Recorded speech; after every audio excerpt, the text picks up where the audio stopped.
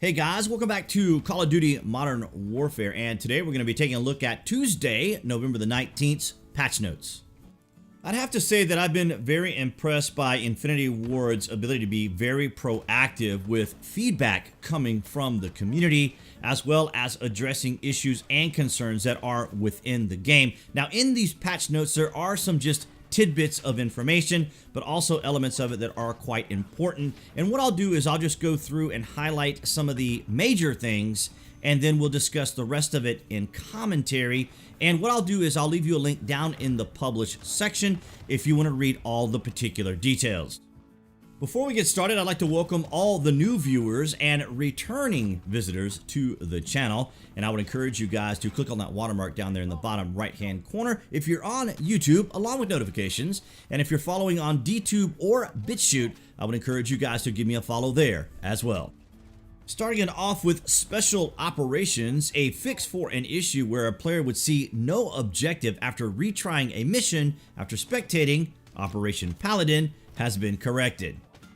Call of Duty League members had been reaching out to the development team because there was an issue in Search and Destroy where field upgrades were disabled, so it looks like the team was finally able to get to that issue and it has been addressed. One of the things that I have enjoyed about Call of Duty, at least thus far based upon my own personal experience, is that I've not encountered any hackers. However, in this particular patch, the team is addressing an exploit where players could duplicate their kill streaks along with various other exploits that were being used in the game. The team made a fix to the Blue V Optic Challenge, not displaying the proper text description, and speaking of text, there was a fix for the misspelling of trophy.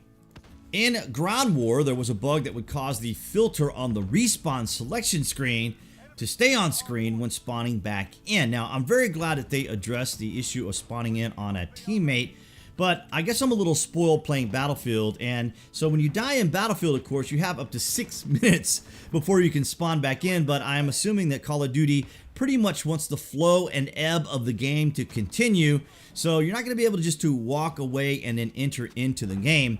And as far as I can tell, the disconnect is around 4 minutes, I think, or maybe 5.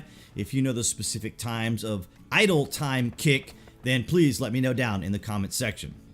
Also in Ground War, an issue where the select loadout screen would keep reappearing after already selecting a loadout and attempting to respawn back in has been fixed.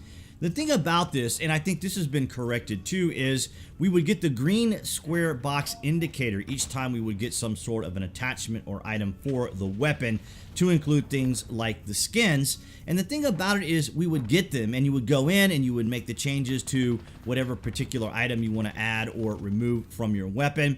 And you'd have to go through and go all the way down into any of the skins that you have unlocked and then select and then deselect those, so it got kind of repetitive and redundant. The other thing I noticed that while I'm playing, my character will reload the weapon, and then a few seconds after reloading it, it will reload the weapon again. I'm not quite sure why the character is doing that, or if that's something I'm missing or something part of a perk, or what exactly it is that's causing that to happen. I have no idea, but it's something that I have experienced as well as some of my guildmates. So something concerning Ground War that I don't see in these notes is an adjustment or nerfing of the tanks or APCs. Now, for me as a new player to the game, I can totally understand that a lot of these guys who are more accustomed to infantry gameplay may find someone running around in a tank that can pretty much one-shot everybody being a little irritating.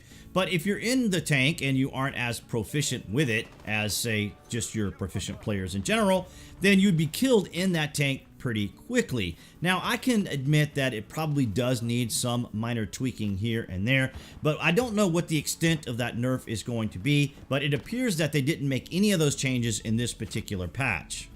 We also have a list of changes to both missions and challenges. So far, they appear to be working quite well for me. All of my particular missions and challenges seem to be updating correctly. Now, of course, in this list, there are a few changes also to officer progression. So if you want to get a detailed look at each of those particular changes, I would just encourage you to check the link down in the published section below the video.